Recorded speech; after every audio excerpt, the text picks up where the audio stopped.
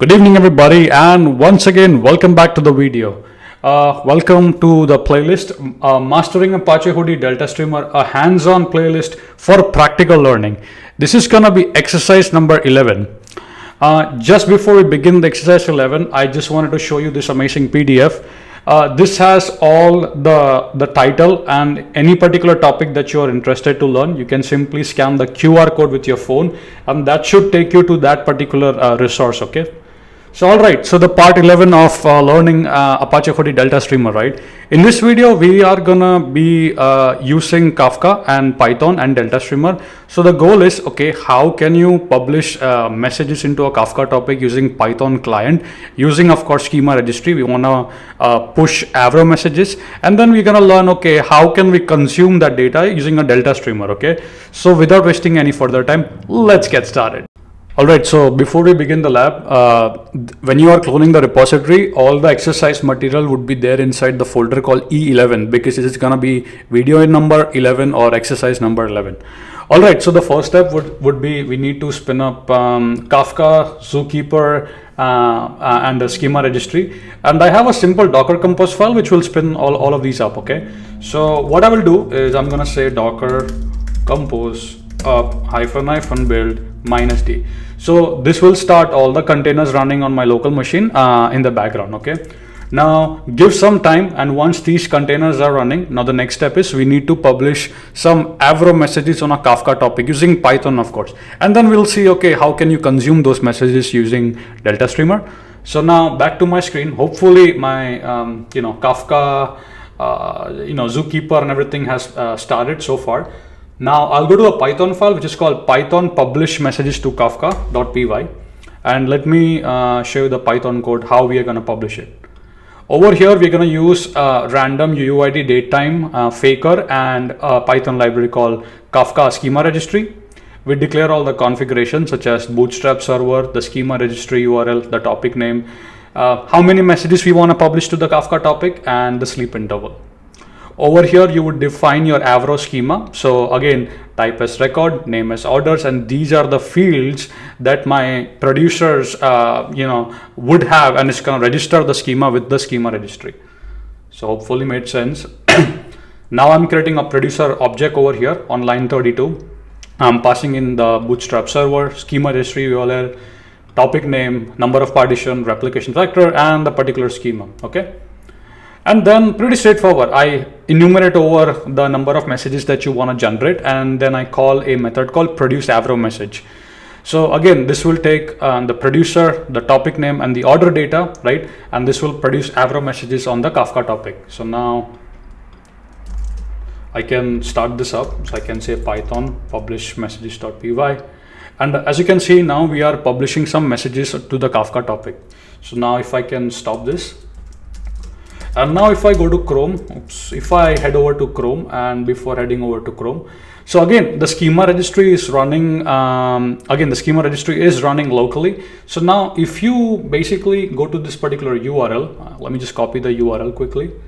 So I think I have it in over here. Okay, HTTP localhost. So this is going to be HTTP localhost :8081/subjects/ your topic name -value /version/latest. So when you go to this, when we are publishing data, right, it has registered the schema with the schema registry.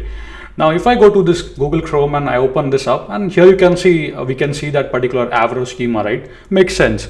So now what we did is basically we spinned up our Kafka, Zookeeper, and all of that schema registry using Docker Compose. We used the Python file to generate some fake data points into Kafka topic, basically publish some Avro messages.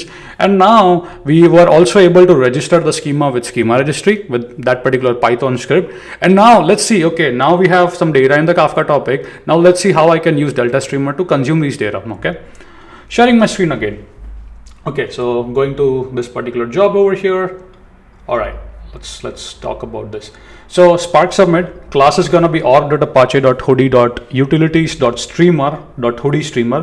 In new versions, Delta Streamer has been renamed to Hudi Streamer. I'm providing in the package. If you're using a different version of Spark, make sure to change these number over here. I'm using 0.14.0, which is compatible with Spark 3.4. I'm gonna be doing it locally. I'm gonna use 1G of memory over here, and this is a path where my jar file is, which is my Hudi utility slim bundle underscore 2.12 hyphen 0.14.0.jar. Okay. If you do not have the jar file, I have a link in my GitHub repo which you can click, and the jar file will be downloaded from the Maven repository. Table type copy and write. Again, operation is going to be absurd. For dedupe, I'm going to be using timestamp. Now here, source class org.apache.hudi.utilities.source avro kafka source. Okay, so here you have to use avro kafka source. Target where you want to create a Hudi transactional data lake, so pretty straightforward. And now you have to provide in a flag called -- schema provider class, and this is what you gotta use: org.apache.hudi.utilities.schema registry provider. And now all the configuration we are providing through a prop file. So let's take a look at that. That's where all the magic is happening, probably.